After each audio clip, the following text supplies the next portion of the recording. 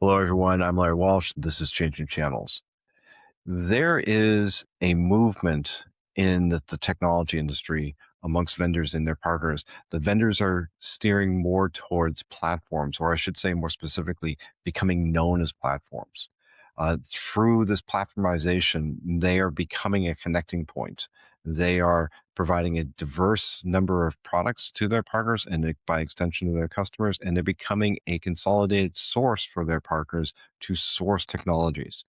And the partners become a part of this fabric, an extension of it. They are the ones that are delivering the customer experience and the services that are attached to it. And if this sounds like semantics, because it's a lot of what already happens in the channel, there's a little bit of it of that to this, but there's a lot more to it.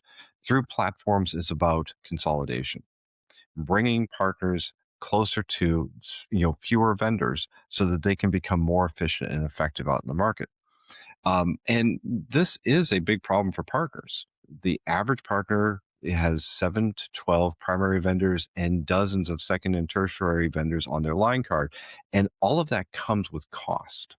And that cost is going up, the cost of training, the cost of certifications, just keeping current with the products and the features within.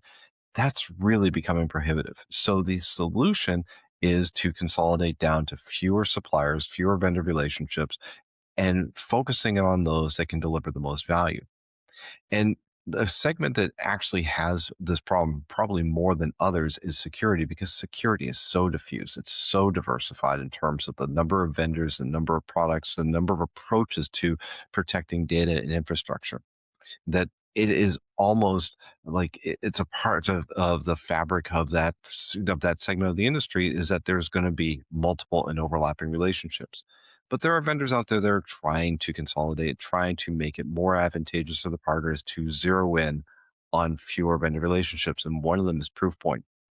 Proofpoint has launched a new partner program.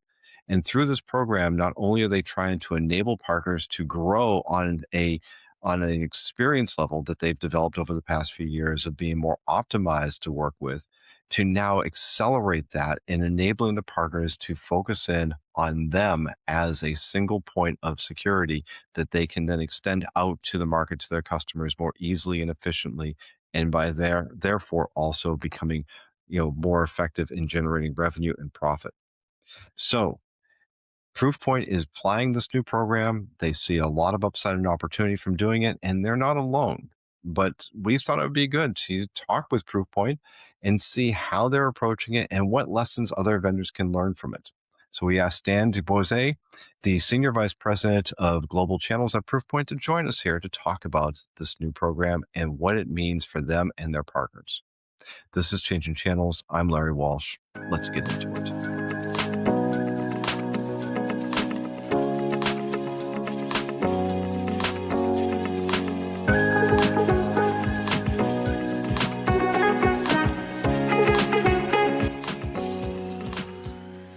Stan, thanks for joining us. Hello, Larry. Thanks for having me. Well, it's good to have you here. Stan, before we get into this, I mean, we're here to talk about something very specific, the new program you have at Proofpoint. But before we do, you've been there a little around a year or so at this point. Tell us a little bit about your view of the landscape. What does the world look like from Proofpoint, in terms of the security market and the channel that you're operating in? I think we are really at this intersection where you have AI, you have people, you have data, and how you protect all this environment. And that's where we play a role. So being there 9 months, to go to the original question, I think it's really exciting. I really feel we're on the top of the game, top of the kind of place where you can help customers really solve the biggest challenge right now and help them adopt, AI tools and use cases. Well, look, you've launched this program, the Proofpoint Partner Network. And if you could step back though from the mechanics, we'll get into that because I'm really curious to see what you and your team have done here. But what are you solving for? You talk about the evolution of AI, and look, we can't stop talking about AI, and the security risks you're talking about are real. I hear it from other vendors and the partners themselves. They're seeing it across the board. Is that there's a lot of upside, but there's a lot of risk that comes with it. But what are you actually trying to accomplish with this new Proofpoint Partner Network? What is the driving force behind it? Yeah, I think and I want to connect, and I realize I didn't do it very well, but I will connect now these big trends to what we're doing and how we're addressing it with partners. I think with this trend comes also a moment where customers realize they do not want to have any point products. They have too many point products. They have a product for email, a product for data security, they have a product for whatever. And with this proliferation of use cases, they say we want to have now a real platform can really kind of embrace all of this. And when you're a partner, you come in this space and say, we do have many products we represent. I mean, I think there's a study that says, an average, a partner, reseller, or integrator can represent, 75 kind of different vendors. Um, and for them, it's hard to keep up, and they have to make choices. Make choices are hard to advise their customers to stay on top of the games, and that's kind of go and partner deeper and with fewer. At the same time, they want to kind of make sure they can keep on investing, keep on being profitable with the company, keep on growing. What we're trying to do now with the Proofpoint Partner Network that we just kind of announced is all about this. How do we help partners consolidate vendors, consider line cards, as you call it. At the same time, increase a model where they can really have increasing investment to them, also big better protections and higher margin, and overall economics with the relationship to Proofpoint is much stronger. So that's all what we're trying to do is help them be more relevant to customers by becoming the choice vendor for them in the platform choices to help the customers. All of it Mhm. will be about, and we'll talk more, I'm sure, about in details about these kind of different elements: investment, protection, margin, and all the kind of key elements of the program. Okay. So it's like, I think it's interesting you describe it that way because, look, you are steering into a trend that other vendors are doing as well. This entire concept around platformization. Um, and look, there's some good logic behind this as well. Is that if a partner has a consolidated line card or consolidated vendor relationships, then there's going to be less of an operational burden on them. From not managing all this. But what were your guiding principles behind this? What was it? You described what the end state you want to get out of this, but what were the key pillars that you were designing around? So I think when I arrived, as you mentioned, in late May, what we Hmm. did is we got all our top partners together. We have a forum for it, like many other companies do, partner advisory councils. And we have them say, hey, what keeps you in the race? What keeps you in the game? And what keeps us together in this race? So we're looking to kind of different areas of things we've done right and wrong. All right. And ask them and say, what are the key elements? Because our goal is to grow and become more relevant to our customers. Our goal we have as every cybersecurity company and other every kind of lead of partner organization, we've been measured, and we're going to talk more about the metrics of success later as well. But Hmm. we measured one of the key ones for us is the business that partners bring to us, how we deliver net new business. So that was the key fundamental thing is how do we get partners in the game with us to help more customers be secure and be able to get out be on top of the games. So that was pillar number one. But for that, it's a as you know very well because you talk to many people like myself, right? It's a very competitive market, and new players come in the game and want to offer big incentive and big stuff. And we have to kind of also. It's not only good to have a great product and platform. You need to have an overall economic that works for the partner. So where they say, hey, we want to go and really get a market share in this space of collaboration security and data security. How can we work with you? And they said, hey, you have to invest in some areas with us because we know Proofpoint for one thing. We've known, everyone knows Proofpoint for one thing. We evolved Hmm. significantly from it, and we have to kind of make sure we can help the partners embrace the full portfolio that we have now, which is addressing a much wider kind of issue with the customers. So foundations where winning more customers, helping partners invest with us, and be more profitable. Okay, so like one of the things I did when you were prepping for this change for unveiling your new partner network. I went back, I looked at your previous state. So it's been since 2023, the last time Proofpoint rolled out a new program. And back then it was about simplification. It was all about, how do they streamline? How do they get more consistency? Now you're talking about consolidation, enablement, growth. Why now? Was there something that you that needed to change within within your existing program that you inherited that had to be done in order for Proofpoint to move forward? I think the first thing that seems obvious to me is how we've changed overall in the past 2 years. I mean, we almost have double our sales in 2 years, a bit less than double. I think it's around 75 to 80% growth in the last 2 years. So massive growth that we have out there. But also what we see is at the company, our portfolio has evolved significantly, right? So being really laser focused around collaboration and email security now, if you think about it, we've made growth into areas like data security. DSPM is a huge market. DLP is transferring completely. And what has happened is where we're 2 years ago, 3 years ago now, what was great a program at a time, and but it was really focused around knowledge and know our product that we have.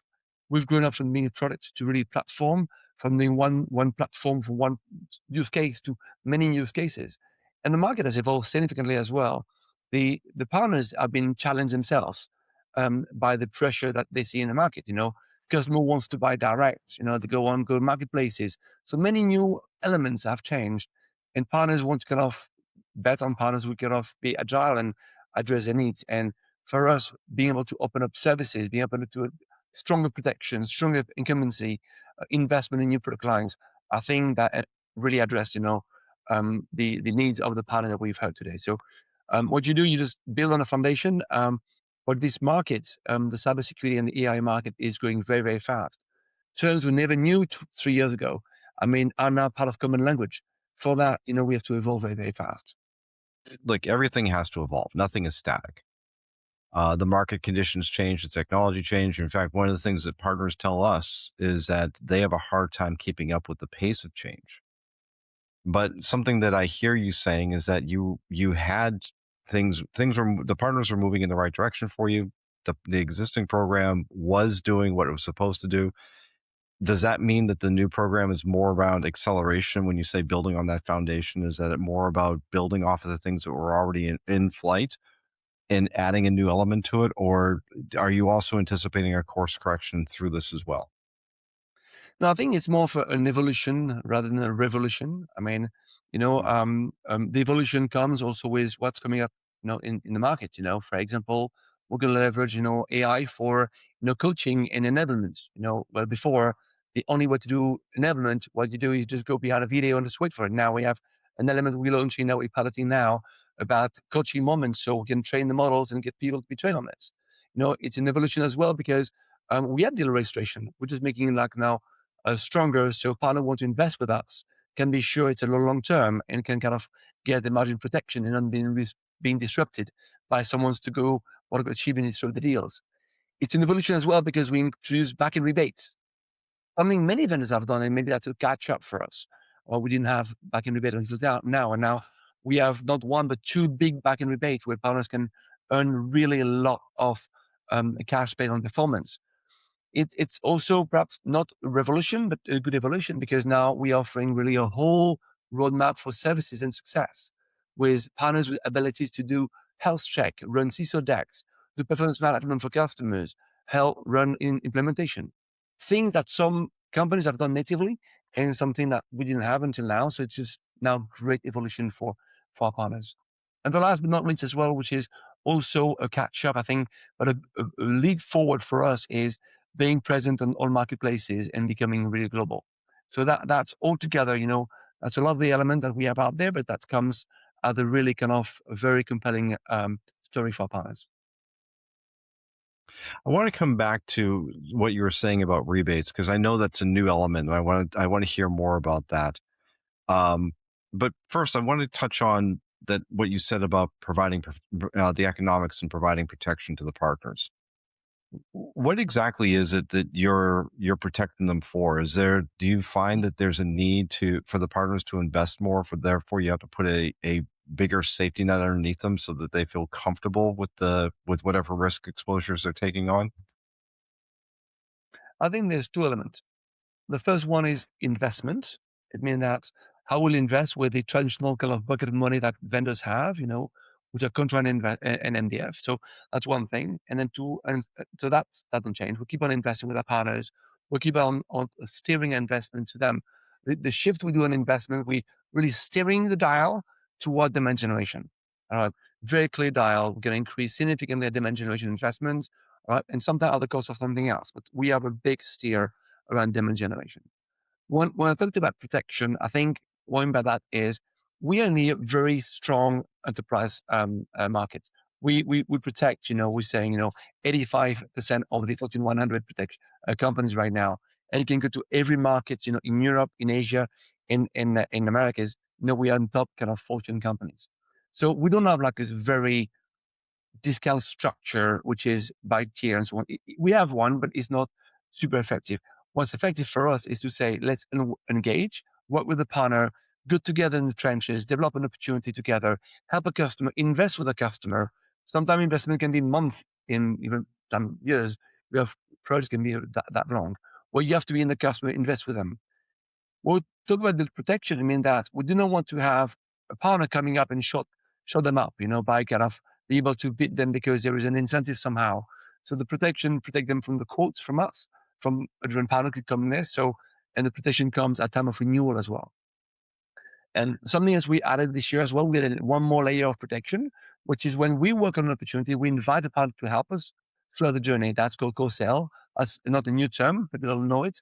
But when what we've done is we've done different protection when you source and work with us from the beginning versus when you join the race halfway through the race, and that's called co-sell. So, and the last one is about renewal and incumbency. We made it a very, very stronger.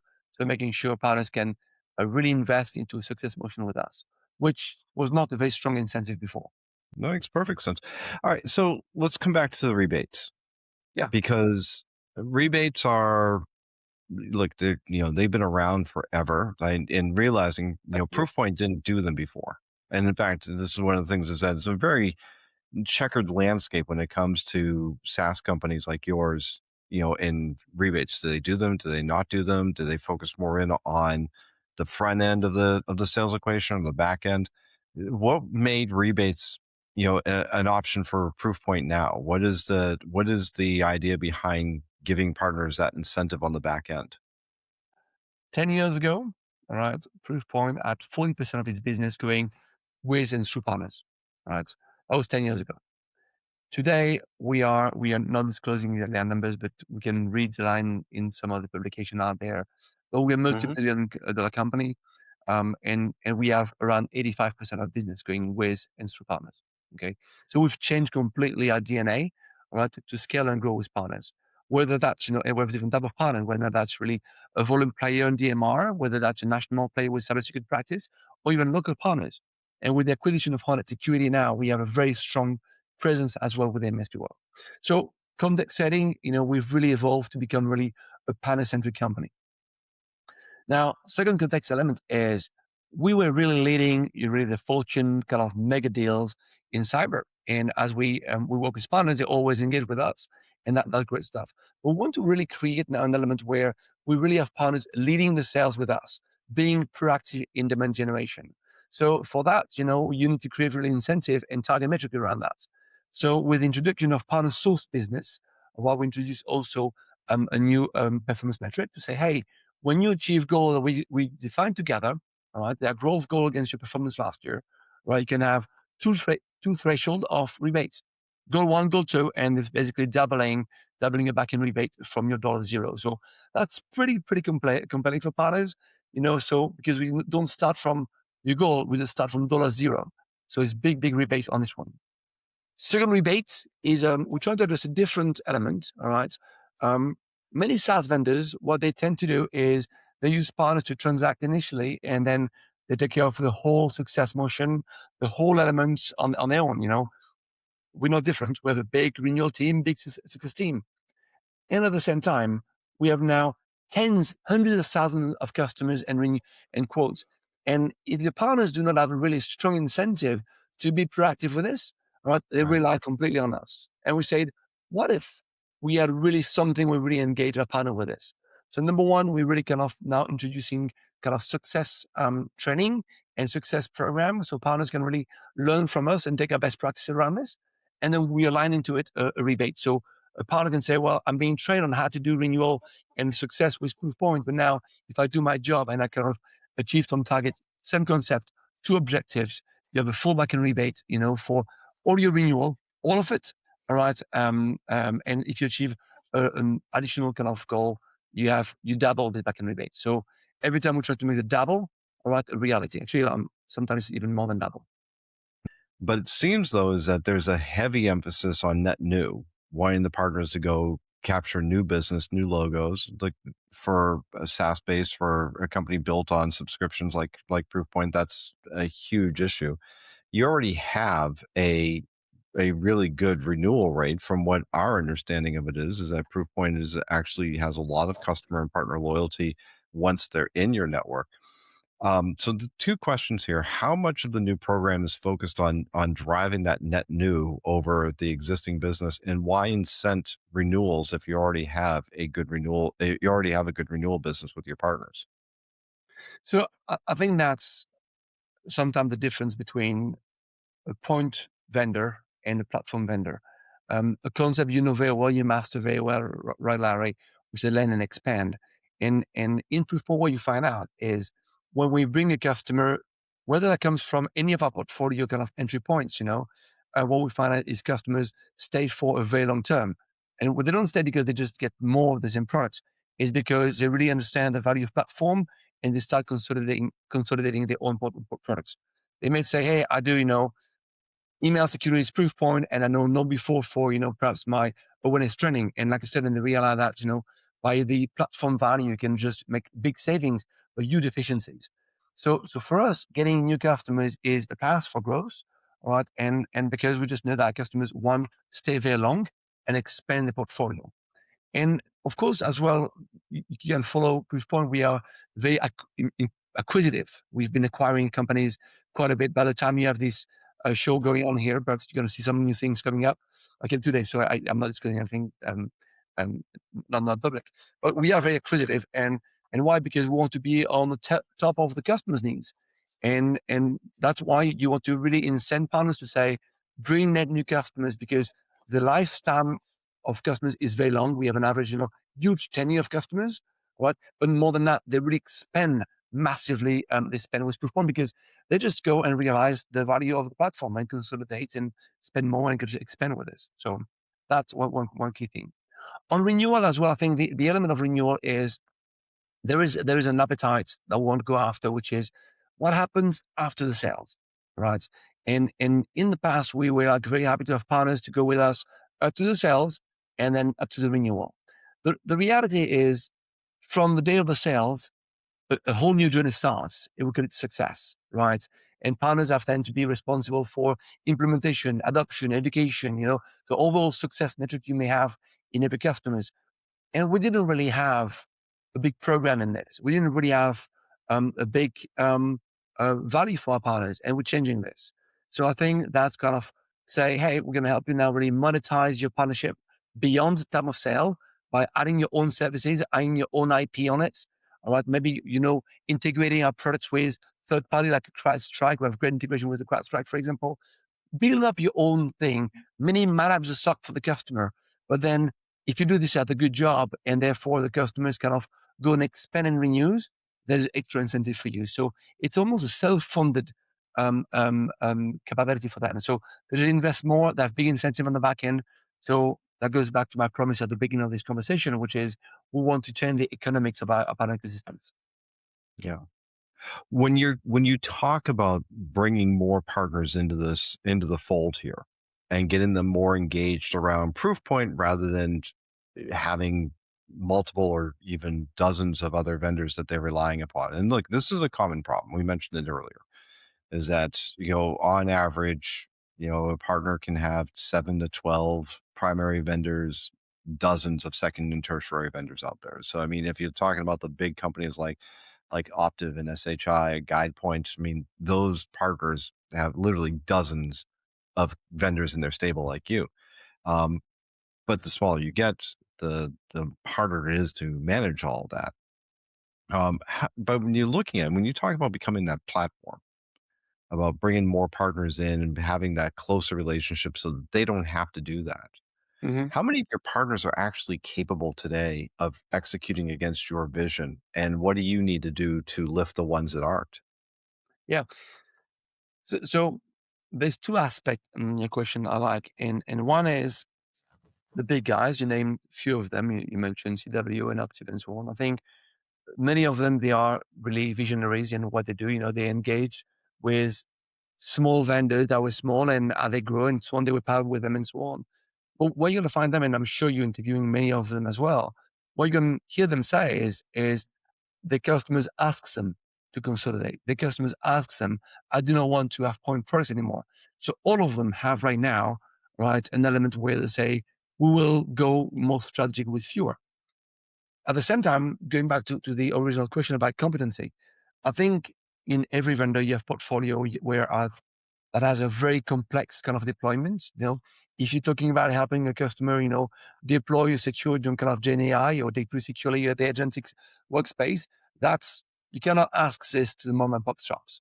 You need to Mhm. go and talk to a pro and someone who's been really in depth enablement and capability with vendors. So maybe a long way to answer your question.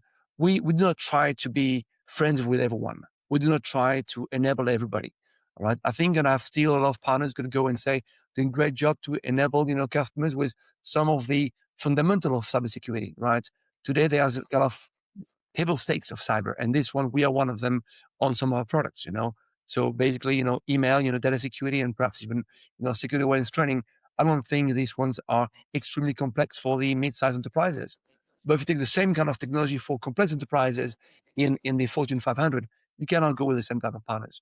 So Proofpoint, we definitely want kind of to really strengthen the bench on the top end of the partners, and yet allow maybe the newer partners to kind of help us on the low end of the markets. For that, we also have, as you can see, with acquisition of Hornet Security, it's called as Proofpoint MSP division here in the US. That was also a new avenue for smaller partners who can really cover, the SME market on a managed services.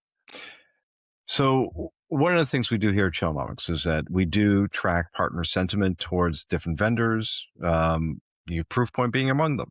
So looked it up before we got on, and look, your partners are generally happy with you. And that speaks a lot to you as a brand, you as a product, as well as the program. And it's not unusual for a company like Proofpoint to change the program. And it has to happen, as you said. Evolution, market conditions change. So you have to, you have to change things with it. But with change, there's always some tension. And, partners typically don't appreciate change. So, what do you expect to, what do you expect to be the most friction or the most pushback you're going to get from your partners, and what do you do? What are you preparing to do about that? Yeah. So first one, I think we have a secret weapon, transparency. And often, when you do your check with your partners and say, hey, what do you think? What do you think of these vendors? Do you like them and so on? It all starts with the customer. And our secret weapon is we're doing an amazing job with our customers. Our customers just love us. They stay there, they love it. And for partners, it's a best thing you want to have. We said the partnerships start with three things, right? Number one, best products. You want to have the best products, right? It has to be profitable. And then you have to have the right tools and processes to make sure it's an easy to deal with kind of partners. I think that's table stakes for me, and I think that's one of our key secret weapon. So whether what I would do with the program and the partnership and so on, we come with this great advantage that our customers are giving us. When you change the program, yeah, there's two aspects sometimes you can do. One is being restrictive and put more policies around it and say, we're going to reduce this, going to change that, and be restrictive that way you engage. Put more requirements to these products and put more benchmark by this one and so on. And that some who are more unleashing, right, and really empowering. And I think what we're announcing today is made with partners for partners. All right. We didn't work in a silo for 9 months and worked out of the magic hat and say, hey, congratulations, now that the program, good luck with it. No, we work with our partners. We've done advisory councils in EMEA, all our partners in EMEA, all our partners in Americas. We've done reviews with them. We've done work stream with our teams. We've done interviews. We went all the 9 yards and say, how do we fix the biggest challenges that partners have? So it might come at some point that there's friction, all right, Of course, we also are a private company with an ambition to do something else over time. So we have to make sure we also put kind of boundaries and put audits to our partners. But we don't do it for the sake of doing audits with partners. We do it because we want to go to our customers and say, customers, these are certified partners. These are competent partners. So that's going to be perhaps an area where we will have friction at the first time of audits in November next year. But we've informed our partners. We've done 3 webinars this week with all our partners in APAC, EMEA, and in Americas. And attendance was record in all 3 theaters. We actually didn't expect such a big attendance. So partner excited, and we saw the chat window on the side, and everything we announced. I think partner were very, very, very excited about what was going on there. So there's always unseen, and if you interview me now in a month, say, hey Stan, what you didn't think about, and that comes out, very likely to be something. But today it was made by partner for partners. Okay. Well, you've already led into my last question for you, which is let's throw it on the calendar now. 12 months from now, we get together. Yeah. What do you point back to and say, yes, this is what made it a success? What are the measurable outcomes that you're aiming for that you think that this new program is going to produce? I mean, my North Star in all the program rotates around it as a not my our North Star at the partner team here is really to really engage partner to drive demand generation towards the new customers and expanding accounts. Because as you mentioned earlier, we have hundreds of thousands of accounts. We want to basically go towards this platform adoption, helping them adopt AI. So the question you'll ask me, hopefully, and you're recording it, I know. So the question you're going to ask me, say, hey, Stan, how did this one go? All right. And if we come back and say, well, we still sell, this product and we, as a company, upsell the rest, that'd be a failure. I think number one is we will empower our partner with really understanding the expectation of customers. We'll empower our customers with adoption of AI, whether that's use cases of Gen AI or by deploying agentic layer. And when partners play a strong role there to uncover opportunities, that's going to be a massive win for them because they'll be unlocking margin on the front end, on the back end, on services, on renewal. And I mean that the program will have been successful. Very good.